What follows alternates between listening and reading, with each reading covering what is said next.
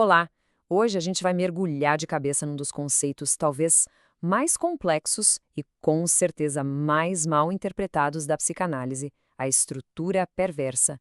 E olha, se prepare, porque o que a gente vai descobrir aqui vai muito, mas muito além do que essa palavra costuma sugerir.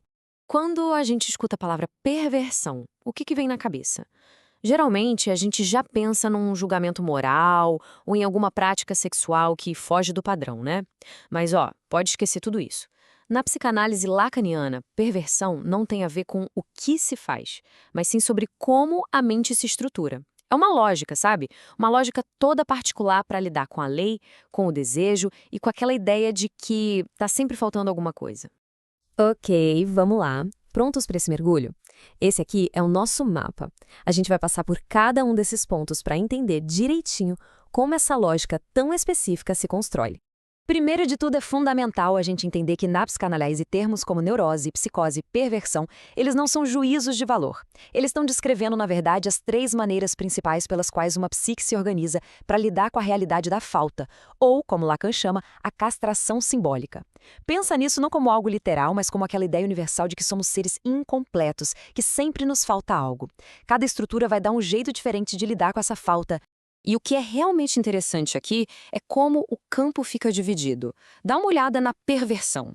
O mecanismo central não é o recalque do neurótico, que basicamente empurra a verdade para debaixo do tapete, nem a rejeição total do psicótico, que age como se aquela verdade nunca, jamais tivesse existido. Não. É uma crença paradoxal, uma cisão que a gente conhece como desmentido. Tá, mas como é que essa crença dividida funciona na prática? Isso nos leva direto para o motor da estrutura perversa, um processo que Freud chamou de Verleugnung, ou para nós, desmentível. Esse mecanismo cria aquela lógica do eu sei muito bem que a falta existe, mas mesmo assim eu ajo como se ela não existisse. É quase como saber que fumar faz mal, mas acender o cigarro como se essa verdade não se aplicasse àquele momento, sabe? Só que isso é levado a um nível estrutural da psique. Duas crenças que se contradizem conseguem coexistir ali sem gerar conflito. E o próprio Lacan, lá na cola de Freud, ele aponta para essa spalting, essa cisão na realidade, como a grande chave de tudo. E um ponto importante aqui, não é uma alucinação, onde a realidade é trocada por outra. É uma divisão ativa, onde duas realidades coexistem na percepção do sujeito. A pergunta que não quer calar é: como é que alguém consegue sustentar uma contradição dessas sem pirar? Bom, é exatamente aqui que entra a função essencial do fetiche. O fetiche é muito mais do que só um objeto de desejo. Ele é uma solução, digamos, genial para esse paradoxo. O processo é quase como uma cena que congela. O sujeito dá de cara com a falta, com a castração simbólica. Aí, em vez de aceito ou rejeitar de vez, ele desmente. E para poder sustentar esse desmentido, ele elege um objeto, o fetiche, como uma prova material, um véu que diz, tá vendo? A falta não é real, a prova tá bem aqui. Certo. Então, se o sujeito perverso conhece as regras, mas escolhe negá-las, como é que fica a relação dele com a própria lei? Aqui a diferença para o neurótico é gritante. Enquanto o neurótico se submete à lei e vive se afogando em culpa, o perverso chama a lei para um jogo. A lei não está ali para ser obedecida, está ali para ser desafiada. E o objetivo não é destruir a lei, não, mas sim provar um ponto, que a lei e quem sustenta ela também tem falhas. E aqui vem a grande surpresa. Essa transgressão não é anarquia. Muito pelo contrário, ela é super organizada.